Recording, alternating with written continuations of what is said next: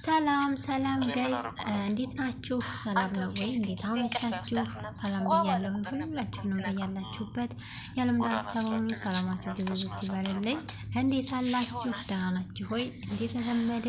በተለመደው ሰዓት መተናል ማለት ነው። ዛሬ ደግሞ በጣም ደስ ያለኝ ነገር አስተያየት የሰጠሁበት እኔ በራሴ በነገራችን ላይ እኔ ትኩረት ሰጥቼው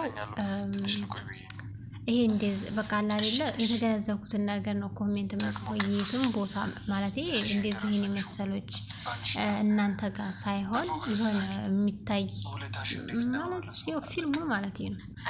ኮሜንት ሰጥቼ አላቅም እነሱ ጋር እውነት ለመነጋገር ከሆነ ማለት ነው። ወላሂ ኮሜንት አልሰጥም፣ ግን የተመቸኝ ፓርት ካለ ወይም ደግሞ ይሄ እኮ እንደዚህ ቢሆን የሚባል አይነት መቼም የኛን አስተያየት እፈልጋለሁ አይደል ታውቃላችሁና እንደዛ ካልሆነ በስተቀር አልጽፍም። እና ዛሬ ምንድነው መሰላችሁ የምሳሌ ድራማ ተመችቶኛልና እንግዲህ እንዳያችሁት ብሩክ በልጅ መፈተን ምን ማለት እንደሆነ አሳይቶናል።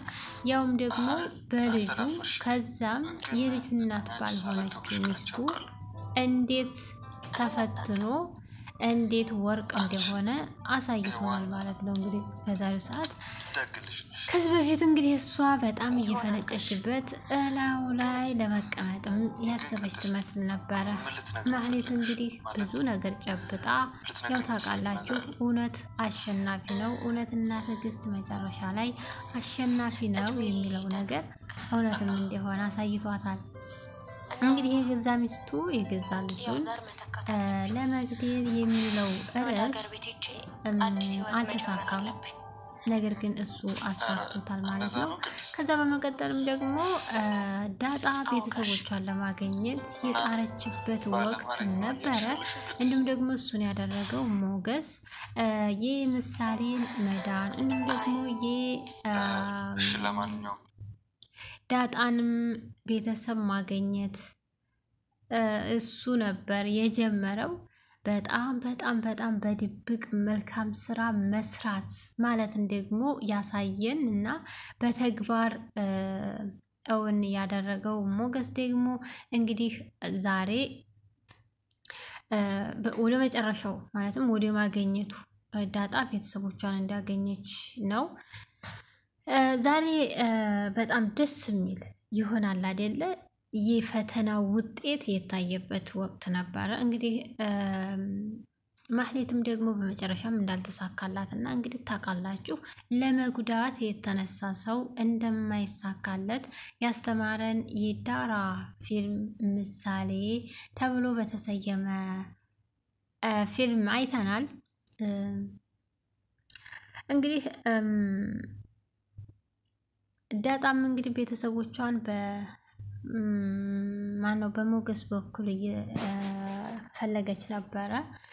ከዚህ በፊት ያው እንግዲህ ምሳሌ ልትታከም በሄደችበት ወቅት ወይም ደግሞ ለመሄድ በተዘጋጀችበት ወቅት እንደ አጋጣሚ ሆኖ ሲያፈላልግ የሆነ ሴት እንዳገኙም አይታችኋል። ያንን ምሳሌና ወይም ደግሞ መሰረት በማድረግ ቆይተው እነ ምሳሌን ወደ ሕክምና በሸኙ ጊዜ ከዛም በኋላ ደግሞ የተለያየና ያመረቀነ ወይም ደግሞ እውነት ወይም ደግሞ በአንድ ሁለተኛ የምታገኝበትን መንገድ ሲፈልጉም ነበረ። እንግዲህ በትዕግስት የሚሄድ ስራ በእውነት መንገድ የሚሄድ ስራ መጨረሻው ስኬትም እንደሆነም አስተምረውናል። ከዛም በመቀጠል ደግሞ እንግዲህ ከዛም በኋላ በምትመለስበት ጊዜ እንግዲህ አራዳዋ ማህሌት ወይም ደግሞ አራዳው ሞገስ በእውነቱ መንገድ ማለት ነው በእውነቱ መስፈርት ከዚህ በፊት እንዳያችሁት ቦሌ ሲሸኛቸው ተደብቆ ታክሲ መስሎ ይዟቸው ሄዶ ሲሳፈሩ ለማየትና ለማስቆም ሞክራ ነበረ። ነገር ግን አልተሳካምና ታክሲ ይዟቸው የሄደው ሞገስ በቅያሴ መንገድ ነበረ። ያንን በማስመልከት ደግሞ በድጋሚ በዛው ተያይዞ ምን ያደርጋል? ሲመለሱ ታክሲ እሷን ይዞ ሄዶ ድንገት ከአውሮፕላን እንደወረደ ድንገት ለትንሽ ደቂቃ ብቻውን ወደ መኪና መንገድ በመጣበት ጊዜ በቃ ጥርሷን ፈንዲሻ አስመስላ ማህሌት ስትስቅ ነበር። በቃ ሞታለች አይነት ነገር እንደዚህ አይነት ነገር አይታችኋል አይደለ? ከዛም በኋላ እሷ ደስታዋ ሳበቃ ድንገት ምሳሌ ብቅ ትላለች። ወይኔ ጉዴ ወይኔ ጉዴ ጉድ ሆኛለሁ፣ በቃ አልሞተችም፣ እኔ ነኝ የሞትኩት እኔ ነኝ የሞትኩት ስትል ነበር። አዎ አንቺ ነሽ የሞትሽው፣ እሷ አትሞትም። በዚች በህፃን ልጅ እንዴት ሰው ይፈርዳል? በነገራችን ላይ ድምፁን የዝና ድምፅ አድርጎ አሁን ይች ህፃን ምን አጠፋች?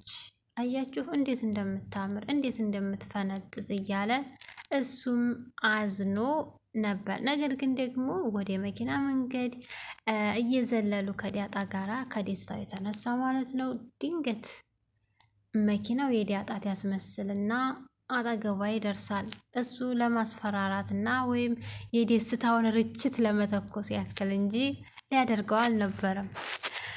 እንግዲህ ሞገስ በዚህ ምሳሌ መሰረት የብሩክን ስኬት እዛ አድርሶታል ማለት ነው። የብሩክን ብቻም ሳይሆን የራሱን እጮኛ የተባለች ባል ከሚባለው ወይም ደግሞ በግድ የያዛት ወይም ደግሞ ሰራተኛው አድርጎ ሚስቴ ናት ከሚለው ዝና ማንቁርቱን ይዞ ቀምቶ ከሱ ጋር አድርጓታል።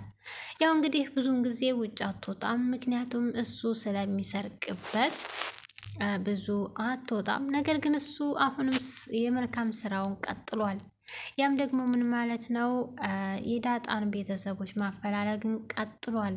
በሶስት አይነት መንገድ ስራውን እየነዳ ይገኛል። ሞገስ በሶስቱ ክፍለ ጊዜ በጣም አሪፍ ስራዎችንም ሰርቶ ነበረ። እንግዲህ ካሁን በኋላ ደግሞ እሱንም ማግኘት አልፈልግም፣ ይቅርታ አላደርግለትም። ከዚህ በፊት ለልጁ ሲባል ባለቤቴን ወስዶ ለዛ ላረመኔ ስለሰጠው ትንሽ ተቀይሜዋለሁ፣ ማግኘት አልፈልግም። ግን ስለመጡም ምሳሌም ስለታከመች በጣም ደስ ብሎኛል የሚለው ሙድ እያራመደ ከዳጣ ጋራ ነገር ግን ስራውን ሶስቱንም ስራ እሱ እንዳከናወለው ነበረ። ነገር ግን በጣም ደስ የሚለው ነገር ምን እንደሆነ ታውቃላችሁ? የዳጣ ቤተሰቦች መገኘታቸው። ይሄም ደግሞ አንዳንድ ጊዜ መልካም ስንሰራ ብዙ መልካም ነገሮች ወደኛ ይዘን እንደምንመጣም አስተምሮናል። አንዳንድ ጊዜ የሆነ ነገር ስንመለከት መመልከት ሳይሆን መገንዘብና ማስተዋልን ጠይቃል ብዬ አስባለሁ። ይሄ የኔ አስተያየት ነው። ከዛም በመቀጠል እንግዲህ ዳጣም እንግዲህ ቤተሰቦቿን ለማግኘት የሞከረችበት መንገድ አሪፍ በመሆኑ የተነሳ ለማግኘት ሞክራለች። እንግዲህ በሁለተኛ አይነት 180% የሚገኙ ይሆናሉ ወይም ደግሞ የምትሄድ ትሆናለች ቤታቸው። እንግዲህ የኔም ልጅ ትሆኛለች ብሎ ቃል የገባላትም ብሩክ ቃሉን አንዳችም ነገር አላጠፈም። ከዛ በመቀጠል እንግዲህ እኔ አንድ ያሳፈረኝና ያሳቀኝ ነገር የዚህም ፓርቲ ያቆንኩበት ለምን እንደሆነ ታውቃላችሁ? ቅድስት አሳፈረችኝ አግባኝ፣ ነገር ግን እኔ አሁን ማግባት ፈልጋለሁ ወይም ደግሞ ራሴን ተካለሁ አይነት ነገር። እሱም ደግሞ ይሄን ሁሉ ውለታ ስለዋለችለት ምን ላደርግልሽ ብሎ ሲጠይቃት እሱን እንድታገባ ነው የሷ ፍላጎቷ። ከመጀመሪያውም ጀምሮ ይህ ነበረ። ነገር ግን መልስ አልሰጣትም። ችግር የለውም የሚል እንኳን መልስ አላየንም። በሚቀጥለው እንግዲህ አይ ያልሽውን ነገር በሚገባ ተቀብያለሁ እንደሚላት ተስፋ እናደርጋለን። እንግዲህ አንድ ግን አስተያየት የምሰጠው ነገር እዚህ ለምንድን ነው እሷ ሳኮን የምትጠይቀው ምሳሌ እማዬ በይኝ ብላ ስለነገረቻት ከዚህ በፊት እሷ ስትመጣ ከሐኪም ቤት ስትመጣ ነው እማዬ በይኝ ብላ የነገረቻት የነበረው። ግን ምሳሌ ነበረች ቅድስትን እናቴ እንድታረጋ ትፈልጋለሁ ወይም እንድታገባ ትፈልጋለሁ ብላ የምትለው እሷ ነበረች ብዬ አስባለሁ። ነገር ግን ራሷ አፍረጥ ልጣጥለዋለች ማለት ነው። አይነፋም። ከዛም እንግዲህ አሳፍራይ ከዛ ወደዛ ያለውን ነገር አላየሁትም። ነገር ግን ወደ ማህሌት ስንመለከት አይ ማህሌት መጀመሪያ ዝናን ለማዳን ተምትጥሪ እንደው ልብስ ብትለብሺ ብዬ መክራለሁ። አረ ልብስ ልበሺ። አረ ፈጣሪ ያለ ኢትዮጵያ ውስጥ ልብስ የለም እንዴ? ውይ ቅሌት፣ ውይ ቅሌት፣ ውይ ቅሌት። እስኪ ዞር በይልኝ ነው እኮ ያላት። አቦ ዞር በይለት ይሻላል። የምሬን ነው። እንግዲህ ዝናን ለማዳን ከብሩክ ስትጥር ነበረ። ብሩክና ዳጣም እንግዲህ ዝናን አፈርደቻ አብልተው ወደ ቤታቸው ተመልሰዋል። ወደ ማህሌትና ወደ ኤፍራታ ስንመለስ ደግሞ እንግዲህ መግደል ካፏ የወጣ መግደል የምትመኘው ማህሌት ድንገት ሞገስን ለማስገደል የምትጥረው ጥረት እንዲሁም ደግሞ ሉላን እንዲያገኝ የምትጥርለት ዝና ድንገት አጋጣሚ እሱን እንደምትፈልገውና እንደምትወደው እንዲሁም ደግሞ ብር እንደሚሰጣትም ብዙ እንክብካቤም እንደሚያደርግላትም ቅድሚያ ለኤፍራታ ትነግራት ነበር። ኤፍራታም ደግሞ እኔ እኮ ይወደኛል፣ ይንከባከበኛል እንዲሁም ደግሞ እፈልገዋለሁ የምትይውን ሰው ዛሬ የሆነን ሰው ለማስገደል ከመሞከር እንዲሁም ደግሞ የጠፋችበትን ሚስቱን እንዲያገኝ ከማድረግ አንቺን ወደሱ ማቅረብ አይሻልም ወይ ብላ ስትመክራት ለካ እንዲህም አለ እንዴ እና ሚስቱን ታገኘ አንቺን እንዴት ያቀርበኛል ብለሽ ታስቢያለሽ? ይሄ ነገር መስመር እየሳተ ይመስለኛል። ምን ሆነሽ ነው ብላ እሷም ትነግራታለች ማለት ነው። ምክንያቱም እንደዛ ነበር አስተሳሰቡ። እሷ ግን ምክንያቱም የሚወጣው ካፏ ክፉ ስለሆነ ለራሷም አታውቅም፣ የሚጠቅማትንም ሰው አታውቅም።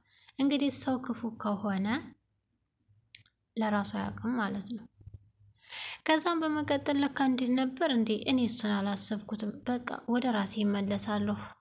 ወደ ራሷ ተመልሳ መደወሉንና ለመጠቆም ያሰበችውን ነገር አቁማ ነበረ። እንግዲህ በሚቀጥለው ክፍለ ጊዜ የምናይ ይሆናል። ደግሞ ምን ልትል ይሆን? ካሁን በኋላ ምንም እንደማትል ተስፋ እናደርጋለን። እሱም ደግሞ ምሳሌ 5ኛ ክፍል ተመዘገበች አይደለ? ዳጣ እንግዲህ ትምህርቷ ትዝ ብሏት ወይም ደግሞ ሲማሩ አይታ ስለምትቀና ስለምትፈልግ ግን እኮ አንቺም እኮ መግባት ትችያለሽ። አይ እስቲ ሌላውን ነገር ይስተካከል፣ መጀመሪያ ቤተሰቦችን ለማግኘት የጀመርነው ስራ ያብቃ ስትል ነበረ።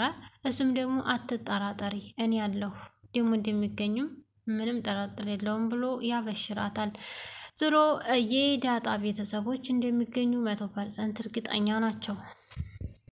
ምን እንደረኩ ታውቃላችሁ? እንደው በእውነቱ እንደ ዳጣ ያሉ ሰዎች በእውነቱ ቢያገኙ ብዬ ተመኘሁ። ምክንያቱም የምትፈልገው ነገር በጣም ቤተሰቦቿን ትፈልግ ነበረ። እንኳንም ያገኘች። በእውነቱ ዓለም እንደዚህ የሚሉት ሰዎች ቢያገኙ ብዬ ተመኘሁኝ። የዳጣን ሁኔታ ደስታ ሳይ እንግዲህ ምሳሌና ቅድስት ደግሞ እንደ እናትና እንደ ልጅ ፍቅራቸው አላበቃ ብሎ አልለያይም ብለው እየዘለሉ እየተጫወቱ ይገኛሉ። እንዴ እነሱ ደግሞ መኝታ ቤት እያሞደሞዱ ነው እንዴ ብላም ስትጠይቅ በቃ እነሱ እኮ ፍቅራቸው በቃ አላበቃላቸውም አልተጣገቡም እያለም ያወራል። ምን አለ በቃ እንደ እናትና እንደ ልጅ ምናምን እያለ ሲያወራ እሷም ደግሞ ምን አለ ብታደርጋቸው ማለቴ እህትና እህት ብታደርጋቸው ብላ ወሬዋን ትቀይሳለች። ያው ቅድስት ባትጨርሰው ምንም ጥያቄ የለውም ነበረ። እንደዛው ብለሻል፣ ነገር ግን እንዴት ይቻላል አይቻልም እያለሱም መልሱን መልሶላታል። እሷም ደግሞ እንግዲህ ለመጠቆም ነበር የፈለገችው፣ ጠቁማለች ማለት። በዚሁ አጋጣሚ እንግዲህ አረ ሞገስ ተመችቶናል፣ የምር ተመችቶናል። ዋው ከካሜራ ጀርባም እንዲህ ያለ ስራ ቢኖር ምን አለ።